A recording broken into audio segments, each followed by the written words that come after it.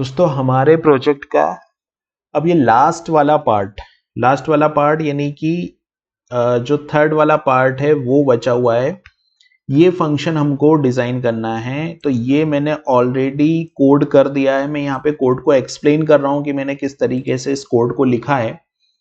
तो देखिए ये पूरा पार्ट जो है वो एक HTML है, राइट। इसका एक आउटर डिव HTML है जिसका नाम है यहाँ पर वेदर फोरकास्ट। तो ये पहले तो मैंने क्या किया, इसको एज ए रेफरेंस वेरिएबल ले लिया। मैं आपको दिखाऊं कोड, तो यहाँ पर जो है वो मैंने एज ए रेफरेंस वेरिएबल इसको यहाँ पे ले लिया। इसको थोड़ा जूम पे कर लेते हैं। तो एज ए रेफरेंस वेरिएबल मैंने यहाँ पे इसको लिया।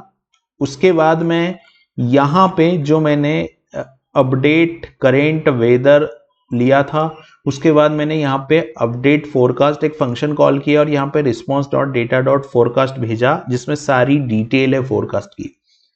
अभी क्या होगा, ये फोरकास्ट जो है वो रिसीव होगा कहाँ पे, इस वाले फोरकास्ट पे रिसीव होगा।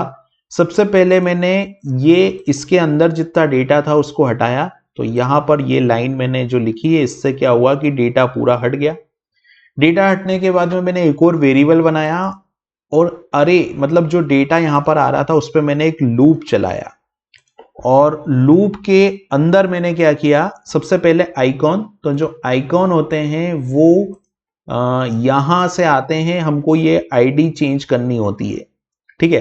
तो ये आईडी कहां मिली मेरे को, ये आईडी यहां से मिली और ये आईडी को मैंने चेंज किया तो यहां पर आइकॉन आ गए। तो आप देखोगे ये अलग अलग आइकॉन आ गए, ये आइकॉन अलग आ रहा है, फिर ये आइकॉन अलग आ रहा है, क्योंकि जितनी भी डिटेल है सबके आइकॉन अलग अलग है। तो ये डायनामिकली यूआरएल बन गया आइकॉन का एक तरीके से, क्योंकि आइकन की आईडी यहां पर हमने ऐड कर दी, ठीक है। उसके बाद हमने क्या किया है कि यहां पर जो वेरिएबल बनाया था इसमें कंकेनेट किया ये पूरा आर्टिकल यानी कि ये पूरा HTML को मैंने यहाँ कंकेनेट किया और टेम्पलेट स्ट्रिंग की मदद से मैंने यहाँ पे ये चीजें डायनामिकली सेट कर दी। जैसा मैंने टेम्परेचर को डायनामिकली सेट कर दिया और डेट के लिए मैंने मतलब नेम, डे नेम के लिए मैंने अलग से फंक्शन बनाया। यहाँ पर PHP का फंक्शन यूज नहीं किया, जावास्क्रिप्ट का एक फंक्शन बनाया और यहाँ पर हमने जो DT है, DT यानी DT करके एक वेरिएबल आता है हमारे टाइम स्ट्रिंग में। जब हम इसके रिस्पॉन्स को स्टडी करते हैं तो DT करके एक वेरिएबल आता है यहाँ पर।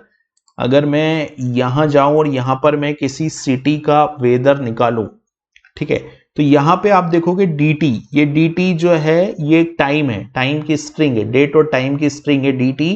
तो ये जो DT है ये मैंने यहाँ पास किया इनटू 1000 यानी कि मिली सेकेंड में मैंने इसको पास किया।